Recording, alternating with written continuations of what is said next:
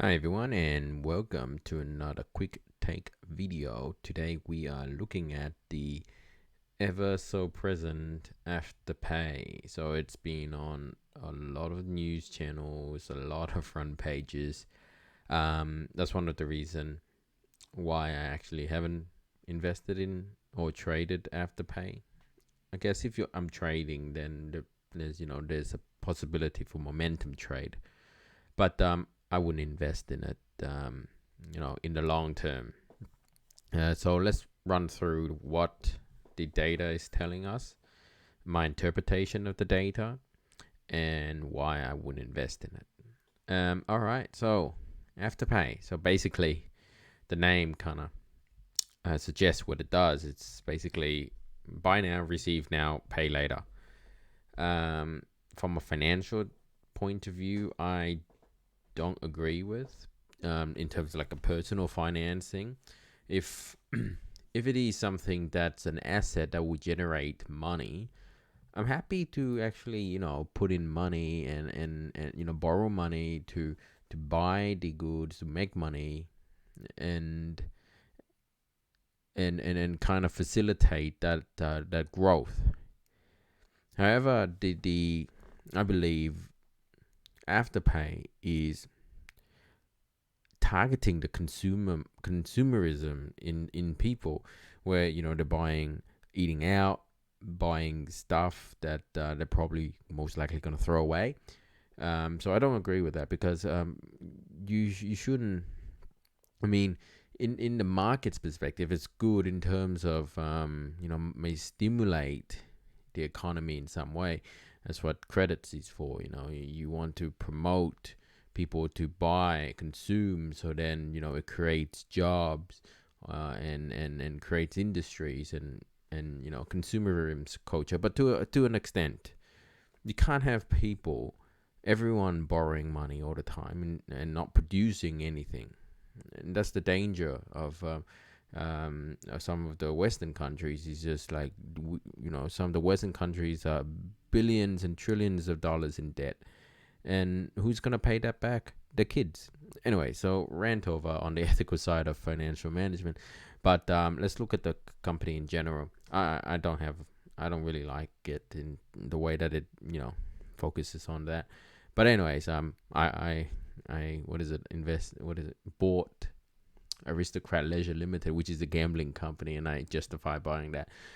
Anyway, so let's put our ethics aside, even though we should always have it on hand when we're evaluating companies. Like, one of the things I wouldn't buy is cigarette companies. Anyways, moving on. Yes, so basically, buy now, receive now, pay later. Cool. So let's go straight to the ratios and see what's going on. So today, which is 21st of January 2021, Afterpay went up 5.67%. So it's, and it would be on front news and everything. And it's been on the front newspaper for probably like a month ago, and it's because of its tremendous growth in share price. P ratio got nothing. It's yeah, well, where's it generating money from? Um, all right, so let's have a look. Quick ratio got nothing. Current ratio 7. Paying dividend, I doubt it. Doesn't even have money to pay dividends. Let's move on to cash flow. So you can sense in my tone that I'm not particularly interested in this company at all. But we need, as investors, like our traders, we need to keep an unbiased outlook on company, because at the end of the day, if you're a trader, the goal is to make money, all right? And in some way, you kind of have to shouldn't bother too much in the short term with what the actual, like, the ethics of the company, because if you're a trader, your primary goal is to make money and look for opportunities that will help you to facilitate your primary task. Looking at it, operating activity is losing money, losing less money, but still losing money. Investing activity, so it's investing in something. Financing, so what is it? It's issuing stocks and borrowing money from the bank. So you're gonna have to return that money somehow. And that's how I see it. Look at it. It's 4 consecutive quarters, or 4 consecutive, was that 6, 12 months, 6. Yeah, look, 4 consecutive quarters. It's just been borrowing money and raising well, that's raising capital, and borrow some money there and pay back some debt and borrow some more money. It's got to cover that money that it give to the bank, give to do the retailers.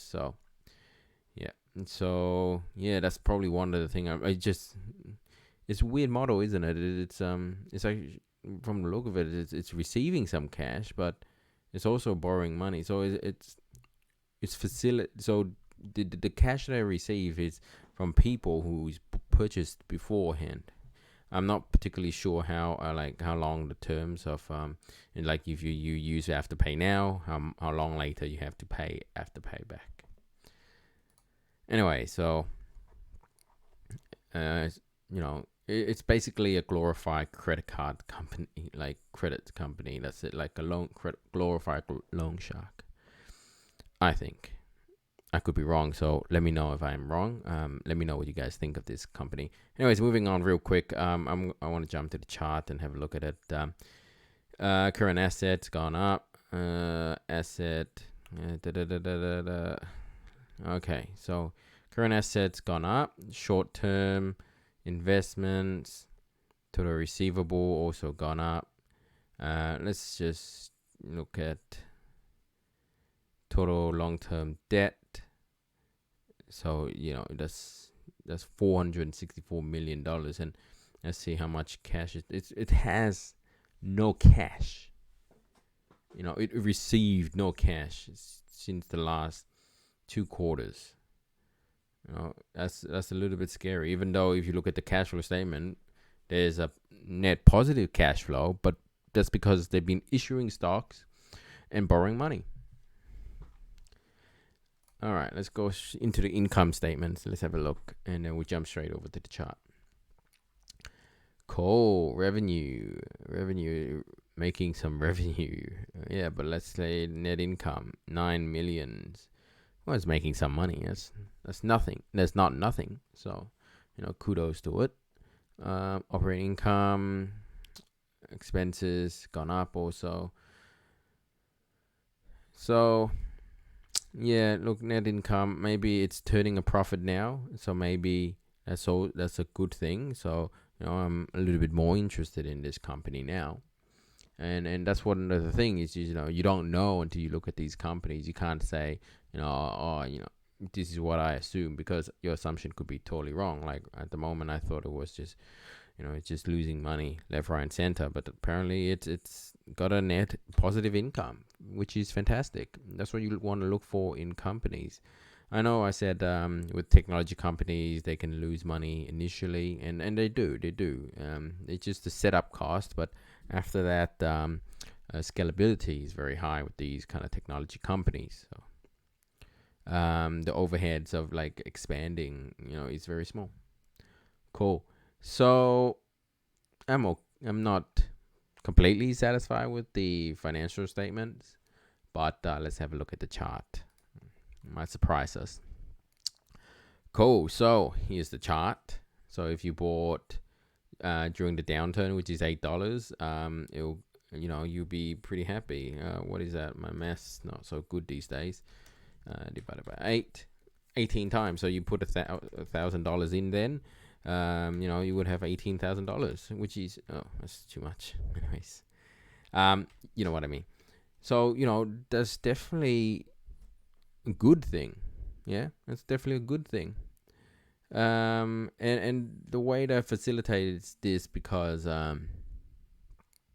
doesn't have that $9 million, because people are losing job, but they still need to pay the bills and all of that. So it's just a prime opportunity. So it's it's just an opportunity. It's very circumstantial that how it gone up, because people didn't have cash and government didn't know what to do. They need to borrow money and plan out the stimulus packages and stuff like that. And in Australia, we have job seeker and job keeper. So people were losing their jobs because industries were down, supply chains were down, but they still need to buy stuff. So Afterpay comes in and say, hey, you just buy now, we can pay later when, we're out of recession. And I guess that helps a few people. That helps a lot of people, actually. And it's, and it's getting the reward for it. But with this kind of graph, I'm always very skeptical when I see this kind of chart. It looks like there's a lot of downside compared to the upside. You can say, well, you bought here, gone up again. Yeah, I mean, it could have gone down and crashed, and then, you lost all your money too. So it's hard to say. Hindsight is always 2020. So what I think of this, it's hard to know. It could might as well keep going up, but it's gonna recorrect one day, and it's gonna be, and I don't want to be that fool at the top. So there's something that I always remind to myself is, I'm not doing this and getting rich so then I can look like a genius. I'm doing this so then I can get a little bit richer, but at least I don't look like a fool. So so don't try to be a genius. Just try not to be a fool. I think that's my kind of mantra for trading and investing in general. It's always, you hear stories of young millionaires, self-made millionaires through trading and stuff like that. It's all great, but it's a survivorship bias, because you don't know how many other people who has failed doing what doing exactly the same thing, but just poor timing. And then is it skills, or is it just timing, or is it luck? You don't know. But the important thing is, it's not about being, it's nice to become rich overnight. It's definitely win the lottery, $20 million, bam, you're a millionaire. But I'm in this so then I can learn to be richer every day, so I can sustain that wealth, and I could teach to another person so then they can sustain their wealth, and then they can see, in my kid or my grandkid.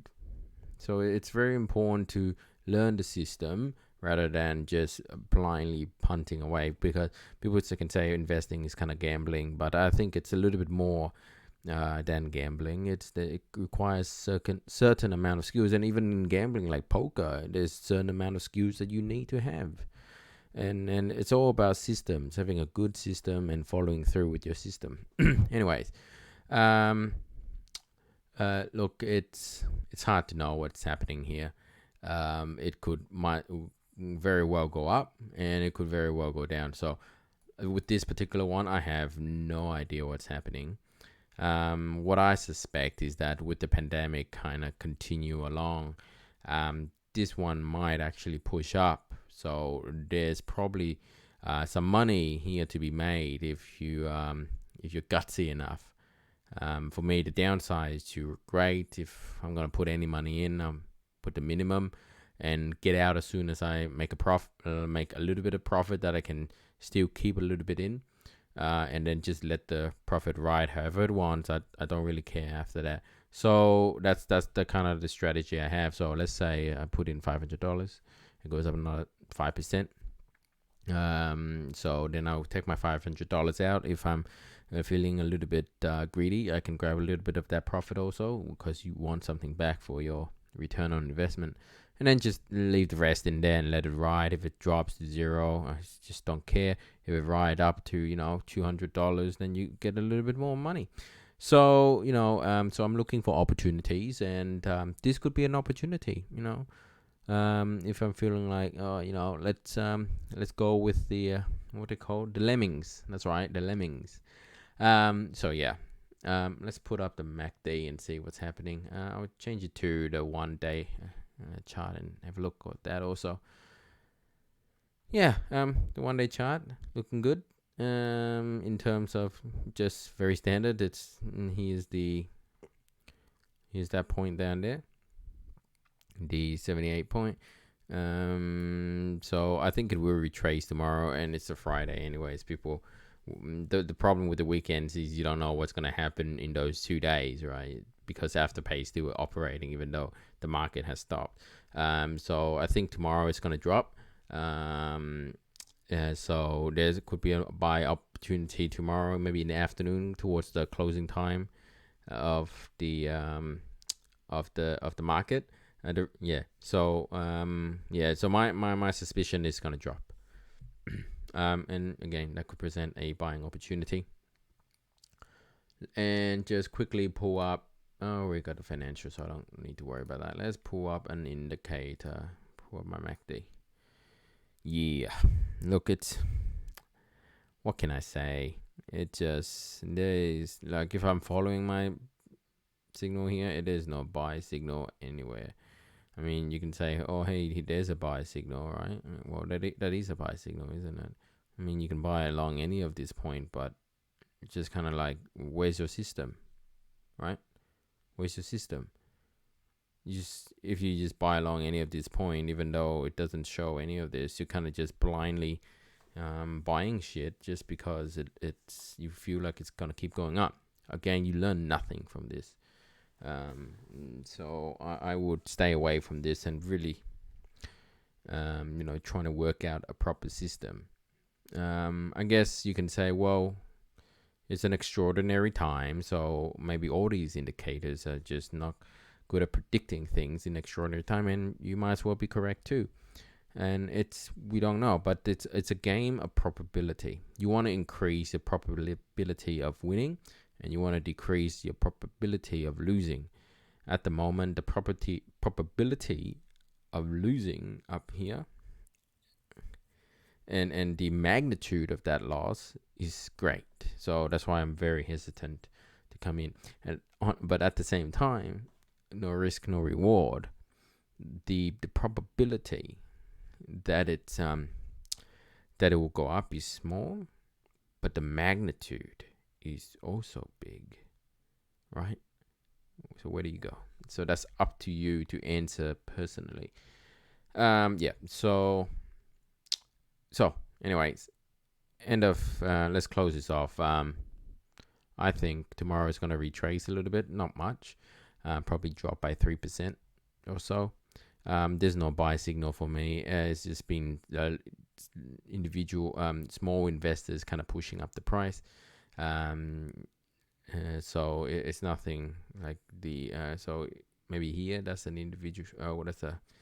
That could be what do you call the institutional investors that bought this. So that could be a signal. That could have been a signal to maybe, hey, it's gonna keep going up. So I'm still kind of exploring some of these indicators and working out my own system. Anyway, so that's pretty much it for today's episode of Quick Take. If you have any comments regarding this particular episode or any other episode, please comment down below. Feel free to discuss anything, but be friendly, be nice, be civil. If you like this video, subscribe, share, like, whatever you like. I don't really mind. Again, this is meant for me to keep as a video diary of my investing journey and trading journey, and it's always good to keep a track of what you do. But beside that, again, none of these videos are meant as financial advice in any capacity, so please seek advice from your financial planner or financial advisor, all of that good stuff. But other than that, hope you guys have a great night, great day trading, and all the best to you. Hope you make tons of money, and tell us your secret to success, really, and your system that you develop through your journey. All right, then, thank you so much. Have a great day, night, everyone. Bye-bye.